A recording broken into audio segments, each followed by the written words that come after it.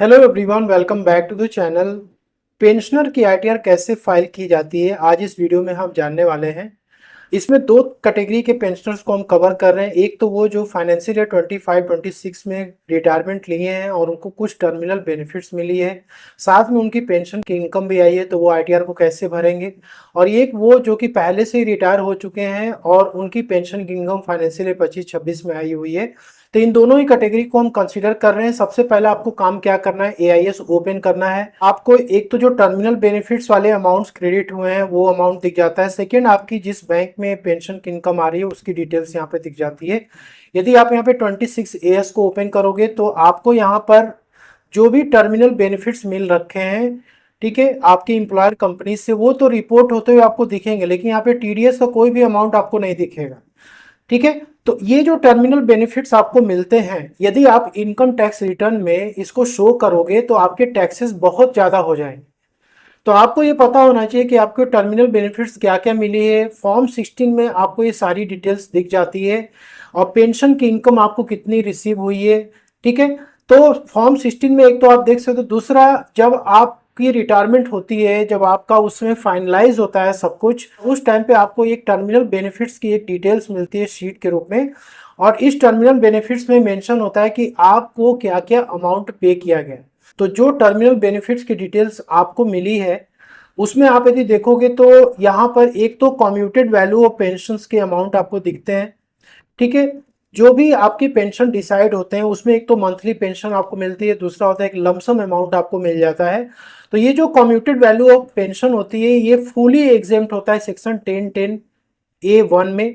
Second यहाँ पे होता है रेजिड्यूअल पेंशन, जिसमें कि आपको मंथली पेंशन यहाँ पे रिसीव होता है। तो ये इनकम फ्रॉम सैलरी हेड में टैक्सेबल होता है। यदि इस पे कुछ टीडीएस वगैरह आपकी कटी है तो फॉर्म 16 में दिख जाती है। यदि वो 12 लाख के नीचे यदि आ रही है आपकी पेंशन की इनकम तो उस केस में कोई भी टीडीएस नहीं कटता है।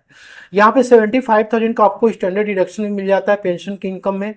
थर्ड, यहाँ पे मिलता है आपको रिटायरमेंट का ग्रेच्युटी फंड, जो कि सेंट्रल गवर्नमेंट एम्प्लॉय के केस में सेक्शन 10(10)(1) में फुल्ली एग्जेम्प्ट होता है। इसके बाद आता है पीएफ, जो कि आपका जीपीएफ है। एसआरपीएफ का जो पैसा होता है ये भी आपको लमसम के रूप में मिलता है।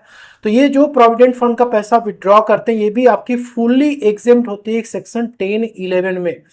यहाँ पर जो मोर देन 5 लाख रुपीस के ऊपर यदि एम्प्लॉय को कंट्रीब्यूशन यदि होता है तो उस केस में जो इंटरेस्ट होता है वो टैक्सेबल होता है।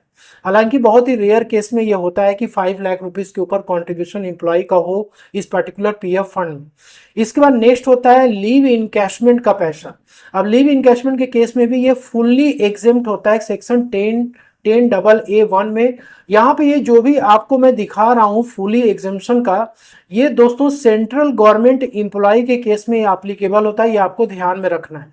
ठीक है, तो यहाँ पर एक तो लिव इनकैशमेंट आपका फुली एग्जेम्प्ट हो जाता है। इसके अलावा जो सेंट्रल गवर्नमेंट के जो ग्रुप इंश्योरेंस स्कीम होता है उसमें यदि कोई भी अमाउंट आपको मिला हुआ तो ये भी सेक्शन 10(10)(d) में एग्जेम्प्ट होता है। तो जो लमसम अमाउंट आपने 26 AS में देखा था, जो कि रिटायरमेंट के टाइम पे आपको टर्मिनल बेनिफिट्स के रूप में मिलती हैं, आपको उसकी वर्किंग अपनी टोटल कर लेनी है और इनकम टैक्स रिटर्न में आपको एग्जेम्पशन डिटेल्स में उसको डालना पड़ेगा, तभी ये अमाउंट आपका एग्जेम्प्ट होगा, अदरवाइज इस पर टैक्सेस लग जाएंगे। तो यहाँ पे आपको आईटीआर अपनी किस तरीके से फाइल करनी है, सबसे पहले आपको पोर्टल पे चले आना है और यहाँ पर आपको फाइल नाउ पे क्लिक करना है। इसके बाद असेसमेंट ईयर सेलेक्ट करना, ऑनलाइन मोड सेलेक्ट करना है, कंटिन्यू पे आपको क्लिक करना है और यहाँ पर आपको स्टार्ट न्यू फाइलिंग पे क्लिक करना है। इसके बाद प्रोसीड पे क्लिक करना है। यहाँ पे आपको आईटीआर 1 सेलेक्ट करना है क्योंकि एक पेंशनर की आईटीआर 1 में ही जाती है।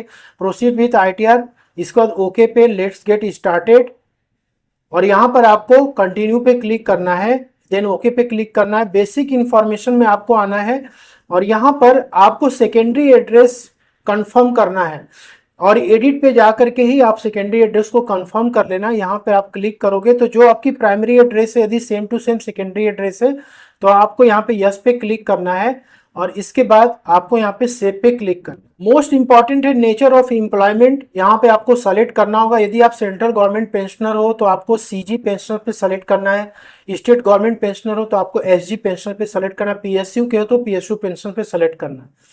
यहाँ पे सेंट्रल गवर्नमेंट पेंशनर हम सेलेक्ट करते हैं। इसके बाद आपको यहाँ पे न्यू टैक्स रेजिम सेलेक्ट करना है, नो पे, और यहाँ पे आपको कंफर्म पे क्लिक करना है। इसके बाद आपको ग्रॉस टोटल इनकम पे क्लिक करना है। तो इनकम फ्रॉम सैलरी में जब आप आते हो तो यहाँ पर एक तो आपको डेटा यहाँ पे प्री फिल्ड होकर के मिलता है। आपके जितने भी एग्जेम्प्टेड टर्मिनल बेनिफिट्स हैं like gratuity, commuted value of pension, leave encashment, ये सब कुछ प्री फिल्ड होकर के आता है। यहाँ पे आप यदि देखोगे तो ये ऑलरेडी यहाँ पे माइनस होकर के आपको दिखता है। आपको सिर्फ फॉर्म 16 से इस अमाउंट को वेरीफाई करना है, ठीक है। और जो आपको टर्मिनल बेनिफिट की शीट मिली उससे भी आपको चेक कर लेना। और यहाँ पे आपकी टोटल जो है सैलरी आती है जिसमें कि आपकी पेंशन की इनकम और साथ में जितने भी टर्मिनल बेनिफिट्स आपको मिले सब टोटल होकर के आता है, ठीक है। आप यहाँ पे एडिट पे जा करके अपना डेटा आप चेक कर सकते हो। एडिट वगैरह करना है तो आप इसको कर सकते हो। यहाँ पर जो आपकी पेंशन की इनकम है वो नेट आ रही है। तो एक तो हो गया कि ऐसे लोग जो फाइनेंशियल 25-26 में रिटायर हो चुके हैं उनका डेटा यहाँ पे प्री फिल्ड होकर के आएगा। आपको सिर्फ क्रॉस वेरीफाई करना है। और यदि आप पहले से रिटायर हो चुके हो, आपको पेंशन की इनकम रिपोर्ट करनी है, तो आप अपने बैंक स्टेटमेंट से टोटल 12 मंथ्स की पेंशन आप कर लो। इसके बाद आप यहाँ पे एडिट पे जा करके सैलरी वाले सेक्शन में आप अपने पेंशन के अमाउंट को इंटर कर देना, ठीक है। यहाँ पर आपको 75,000 रुपीज़ का यहाँ स्टैंडर्ड डिडक्शन मिल जाता है। यहाँ पे आपकी नेट इनकम आ जाती है। यदि कोई आपको रेंटल इनकम हो रखी है प्रॉपर्टी से तो आप यहाँ पे फिलअप कर सकते हैं, अदरवाइज इसको आप छोड़ सकते हो। यहाँ पे इनकम फ्रॉम अदर सोर्सेज में आपको आना है। इसमें आपकी डिविडेंड की इनकम हो रखी है, बैंक या पोस्ट ऑफिस में आपने एफडी करा रखा है या सेविंग बैंक की इंटरेस्ट है, वो आपकी यहाँ पे प्री फिल्ड होके आती है। बस इस फिगर को आपको एआईएस से वेरीफाई करना है। कई बार यहाँ पे गलत भी प्री फिल्ड होकर के आता है, इसलिए ब्लाइंडली आपको ट्रस्ट नहीं करना। तो आपके टर्मिनल बेनिफिट्स में यदि कुछ अमाउंट होंगे जो कि यहाँ पे यदि नहीं आ रहे हैं तो आप यहाँ पे एग्जेम्प्ट इनकम वाले सेक्शन में भी रिपोर्ट कर सकते हो। यहाँ पे क्लिक करोगे आप, एनी अदर पे आपको जाना है। यहाँ पर आपको सबसे लास्ट में चले आना है, अदर इनकम्स पे क्लिक करके भी अपनी रिपोर्टिंग कर सकते हैं। सेंट्रल गवर्नमेंट ग्रुप इंश्योरेंस वाला जो पैसा होता है वो बेसिकली आपको सेक्शन 10 वाले में नहीं दिखेगा, तो आप यहाँ पे भी रिपोर्टिंग उसकी कर सकते हो। और यहाँ पे अमाउंट आप डाल दोगे तो इतना अमाउंट आपका माइनस हो जाएगा। इसके बाद आपको सेव पे क्लिक करना है। यदि आपको म्यूचुअल फंड और शेयर मार्केट से लॉन्ग टर्म कैपिटल गेन हो रखी है तो आप यहाँ पे इसकी रिपोर्टिंग कर सकते हो।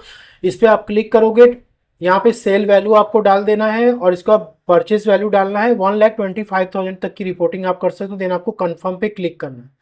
इसके बाद आपको यहाँ पे टोटल डिडक्शन वाले सेक्शन में आना है। यहाँ पर आपके ऊपर ये एप्लीकेबल नहीं होगा, आपको कंफर्म पे क्लिक करना है। इसके बाद यहाँ पे टैक्स पेड वाले सेक्शन में आप आओगे, यहाँ पर भी आपको सिंपली कंफर्म कर देना है। यहाँ पे आपको वेरीफाई और टैक्स लायबिलिटी पे ये आना है।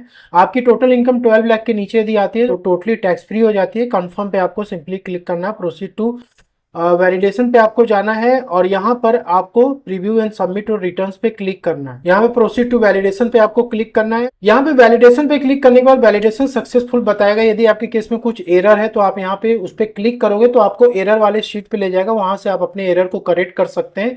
इसके बाद आप वैलिडेशन सक्सेसफुल आप करा लेंगे। प्रीव्यू पे आपको क्लिक करना है और यहाँ पर आपको अगेन प्रोसीड टू वैलिडेशन पे क्लिक करना है। यहाँ पे अपलोड लेवल वैलिडेशन का एरर यदि आपके केस में भी आता है तो आपको 1 से 2 दिन तक वेट करना है, क्योंकि अभी जो टीडीएस रिटर्न है दोस्तों, जो एम्प्लॉयर कंपनी फॉर्म 16 वगैरह जनरेट करने के लिए फाइल कर रही होंगी तो वो डेटा अभी क्या हो रहा है, इस पोर्टल से अपडेट हो रहा है। तो आपकी वैलिडेशन सक्सेसफुल हो चुकी है, तो आप 1 से 2 दिन में ट्राई करोगे तो ये वैलिडेशन एरर भी आपका दूर हो जाएगा। इसके बाद आप जो है अपनी ओटीपी जनरेट करके आईटीआर को फाइल कर सकते हो। होप कि आपको वीडियो पसंद अच्छी लगे तो लाइक शेयर जरूर करिए। Thank you so much.